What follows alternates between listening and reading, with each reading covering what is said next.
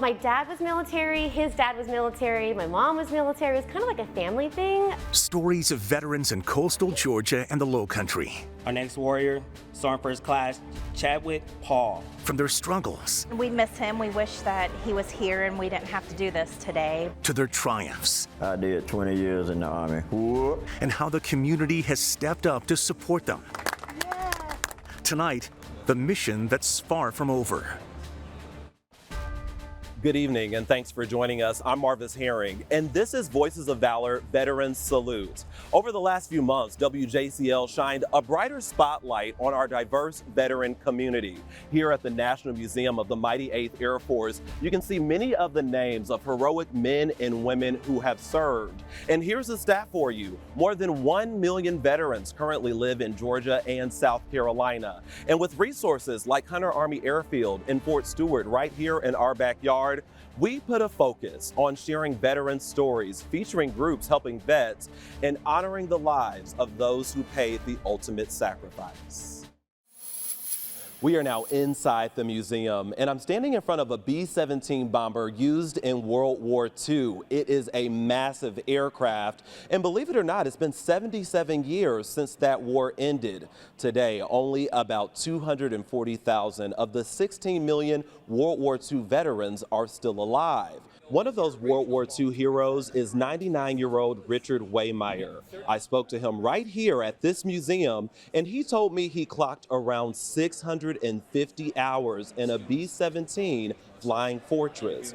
Waymeyer says he was part of 30 missions both during and after the war. Well, there's the 17. I'm impressed with the size of it. I'm impressed that I flew one of those things. A wave of memories crashed over Richard Waymeyer as the military veteran visited the Mighty 8th Museum in Pooler. It seems larger than I remembered. He shared how he was quickly transitioned from flying B-24s. You see that window up there? That's the pilot. To piloting the B-17 Flying Fortress during World War II. 24 was a boxcar with wings. A B-17 was an airplane. Hey, Dad. For his daughter, Kim, this visit brought her father's stories to life. We immediately lost 2 engines all at once. We squeezed through the tight confines of the narrow aircraft, seeing the machinery and imagining how a 10-man crew made it all work. It's sort of surreal being in the actual plane. You imagine it your entire life. You've heard all these stories, but to be actually in it is quite amazing and feels really wonderful to see what he did. Waymeyer told us of a mission where they lost 2 engines and another where he landed without wheels. When hit, they can take a lot of damage. Check out this flight log from the 1940s. Radio operator hit on hip, but not seriously. Oxygen out on right side, reads one page. And he has not talked about any of his service until recently. He's been very humble about it. He still is very humble about his service. A lot of veterans don't like to think about what happened to them.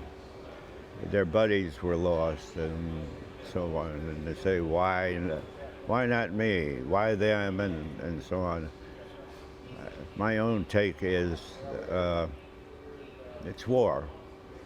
Some are going to live, some are going to die, some will be badly injured. And my own take is that you just take what comes. Richard was such a great guy to speak with. And now we want to introduce you to a special group in Savannah that's uniting Jewish veterans. They're also sharing the stories of Jewish servicemen and women with our community. Here's my conversation with the commander of Jewish War Veterans Post 320.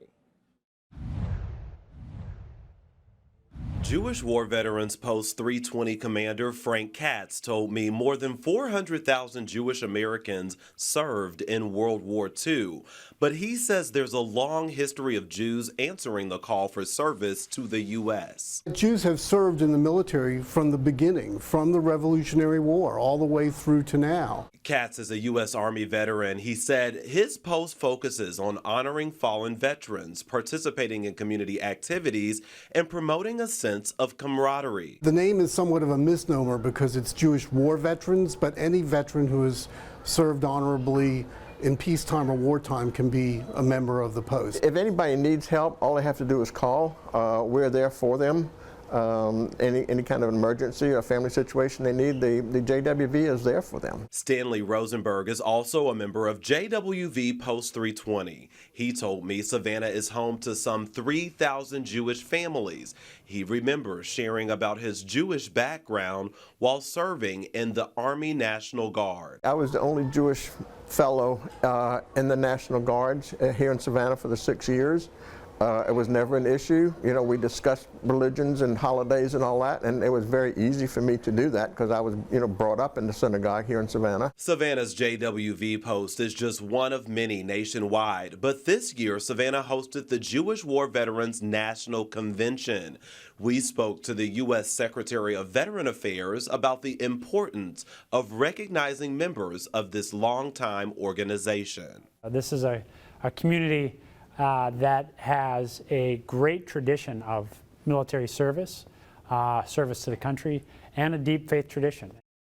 Speaking of groups bringing veterans together, this next feature focuses on one that does just that. American Legion Post 500 was the very first post in Georgia to allow Black veterans. The historic post in Savannah continues serving more than 150 vets from across our area. I did 20 years in the Army. Whoop. Post Commander James Putney is proud of his military service. He told me Post 500's primary job is to connect veterans and their families with the resources that they've earned. Everybody know the Army didn't care about you coming out of Vietnam. Well, all of that has changed, and it is our job as American Legion to get this point out to our veterans. They can get medical assistance. They can get education. They can buy their homes on VA, get VA loans to buy their homes. That's what we're here for, to help all veterans. Past Commander John Parker served 4 years active duty in the U.S. Marine Corps and 19 additional years as Air Force Reserve. I had a little kid come up in the airport and say, "Thank you for your service." Each time they say thank you for your service, it never gets old to me, because you want to feel appreciated. And most of all, you want to feel remembered. And being around a group like the William P. Jordan American Legion Post 500 often offers a feeling of understanding. Sometimes no words have to be spoken. We're here because we love the United States of America. And you'll find that every time we have a meeting, it floats in the air, like, our patriotism.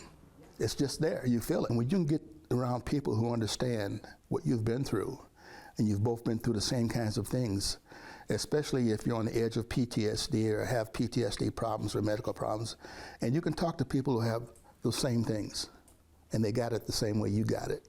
You find a connection and a camaraderie, and that's one of the biggest benefits. She is amazing. I am just thinking about her makes me cry. Like, the independence that she's given me.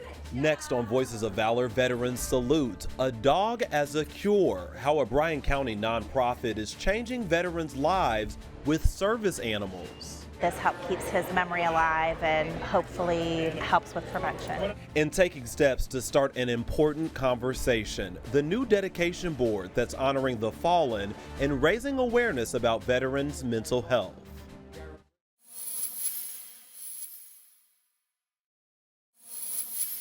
Welcome back to Voices of Valor Veterans Salute. Right now we're inside the Hall of Valor at the National Museum of the Mighty 8th Air Force. All around me you can see 26,000 poppies. They were handmade by students in Georgia, and they symbolize the number of 8th Air Force men killed during World War II. It is a startling statistic. And with that said, life changes in the blink of an eye for many of our military members, whether mental or physical. Many veterans need some assistance when returning home. The SD Gunner Fund in Bryan County adopts and trains service animals for veterans suffering from a wide range of issues. The group's free services are making a priceless impact on our veteran community in coastal Georgia and the Low Country. My dad was military, his dad was military, my mom was military. It was kind of like a family thing. Serving our country ran deep in Kimberly Harper Colucci's bloodline, and she joined the U.S. Air Force in 1997.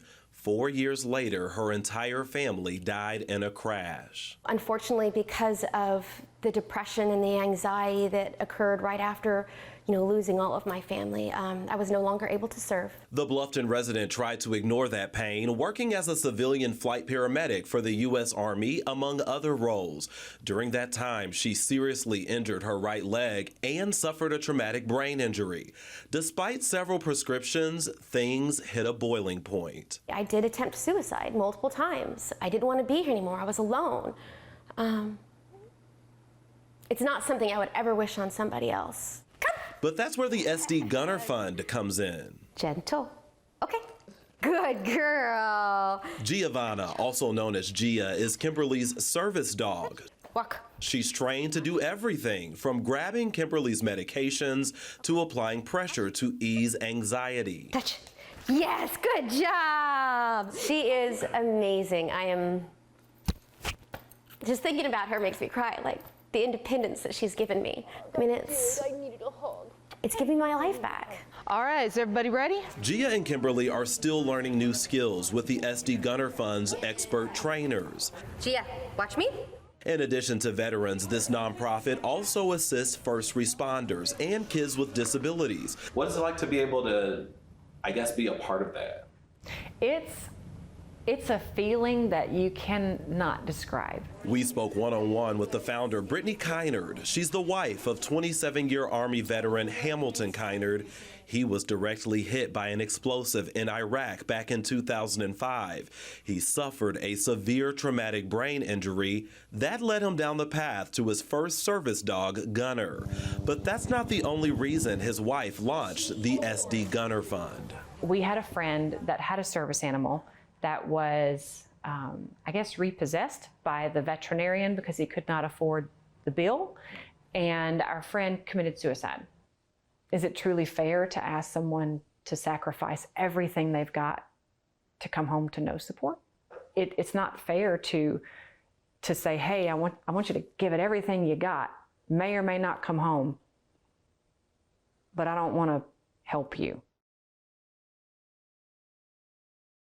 Such an amazing service here in our community. And the founder of the SD Gunner Fund talked about just how amazing it is to see the transformation of many of these veterans, especially older vets. She says family members talk about how their loved ones smile or even leave their house for the first time in years, thanks to the services of the SD Gunner Fund. These mental health resources are so important. Many nonprofits estimate that 22 veterans die by suicide every day. And one local nonprofit teamed up with Savannah Harley-Davidson to honor fallen heroes and get more veterans and their families talking about mental health. Georgia native Sergeant First Class Chadwick Paul earned his Green Beret, serving in the U.S. Army's Special Armed Forces. Someone snapped this photo years earlier, smiling with his cousin Kelly Littlefield. He was one of my closest cousins. You have these cousins that are, your same age, and so therefore, you spend your whole lives, they're like your first friends. So he was that for me. We spent our whole lives together. After 19 years and 10 months in the service, suicide claimed her cousin's life. He was 2 months from retirement. It definitely caught me off guard. Our next warrior, Sergeant First Class Chadwick Paul. Thursday morning, Sergeant Paul's daughter placed his name on this brand new dedication board at Savannah Harley-Davidson. The business teamed up with Fight the War Within, a local veterans nonprofit, to memorialize veteran victims of suicide.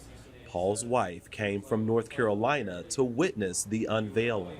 We miss him. We wish that he was here and we didn't have to do this today. But, by doing events like today, this keeps his memory alive and helps with prevention. You'll find 13 other warriors on this new Savannah memorial, including Specialist Colin Joseph Kilcoyne of the 3rd Infantry Division. Colin was loud. He was just that booming personality that when he entered a room, everyone knew Colin was here. His close friend, Heather Choquette, helped bring this dedication wall to life. She knows what it's like for family and friends to lose a warrior to suicide. That had to be tough for you as well. Oh, it was horrible. You know, you have that what if, what if I, could have said something, or, was there a time that I wasn't available to talk and I didn't realize it, or, there's always in the back of your head is what if. Is it important that we talk about veteran suicide and veteran mental health more? Yes, it is very important. And it's also very important that we back it up with getting them services. And if you or someone you know is struggling with mental health or suicidal thoughts, call 988 for free assistance. Local veterans facing homelessness say they often feel forgotten. But My Veterans Place Savannah, a nonprofit in our area, says it wants to change that. They held a special cookout at the city's Tiny Homes Village for veterans, offering free resources, but more importantly, a sense of community. We found out that a lot of veterans here in Savannah, they need help, but they don't know where to go. The Cove at Dundee, located off of Wheaton Street, was the place to go for veterans needing a helping hand.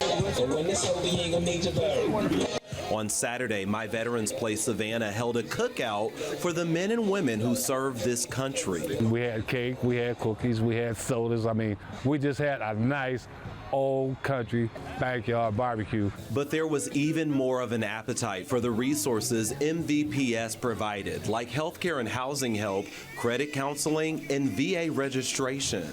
Some of them are young, some of them are older, but they're still veterans and they need help. They need some help with the navigation of the process, because it's a process. Anytime they get some help. Sometimes they put you on a long waiting list to get your medications, and these people out here to help you get your resources much quicker. U.S. Army vet Johnny Johnson appreciated the weekend assistance. He's lived in the tiny homes for nearly a year. I became homeless, me and my wife, and we went through Savannah Homeless Authority, and they gave me information about the tiny homes. I really never knew about this program. Johnson shared his gratitude for this weekend assistance. He wants you to see struggling veterans as members of our community and help those you can. Nobody's perfect, so we all have problems and we all need help every now and then. A car giveaway and a place to call home. It's so powerful because this was such a dream for her dad and me, was for her to have stability and to have a home. What our community is doing to pay it forward to veterans and their families.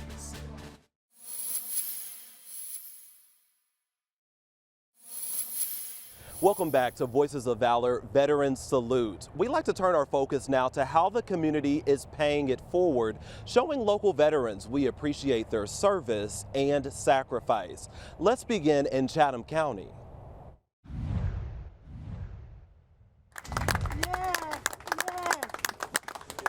USAA gave away 5 vehicles to local veteran families. One of those recipients is a Savannah Army veteran. She told us she was once homeless after completing her service, and she shared her excitement about her new wheels. It will not only give me reliable transportation, but it will take me to places that, I could dream of, where it's just like traveling and just doing little essential things to help me in my daily needs. So I'm very grateful.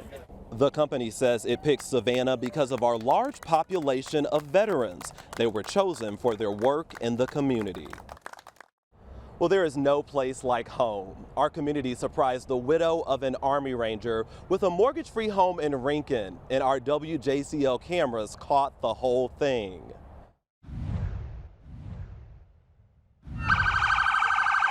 By the time she made it here on Lillian Street in Rincon, Miranda Briggs knew something was up.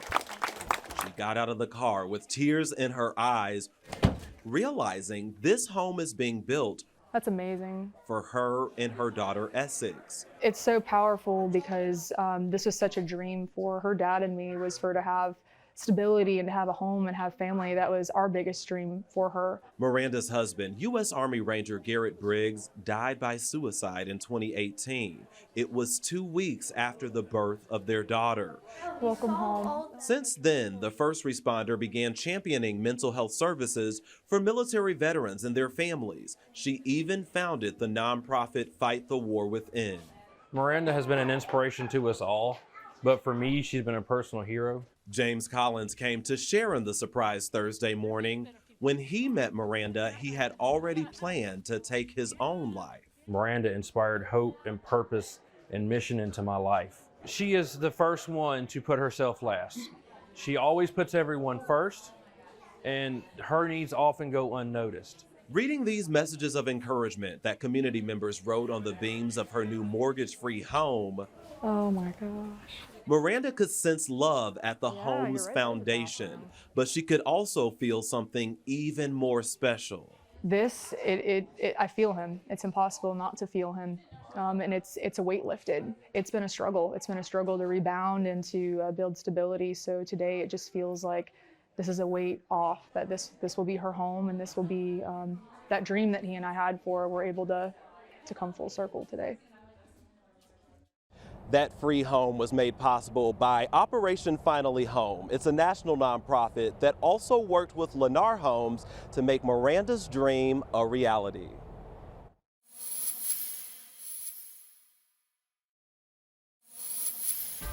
We thank you for joining us for Voices of Valor Veterans Salute. Our team here at WJCL 22 challenges you to show your gratitude for those who have served and those currently serving, and make sure you do not forget these names. A special thanks to the National Museum of the Mighty 8th Air Force. Without them, we would not have been able to bring light to so many local veterans' stories. And to all veterans, we thank you for your sacrifice. Your service will not be forgotten.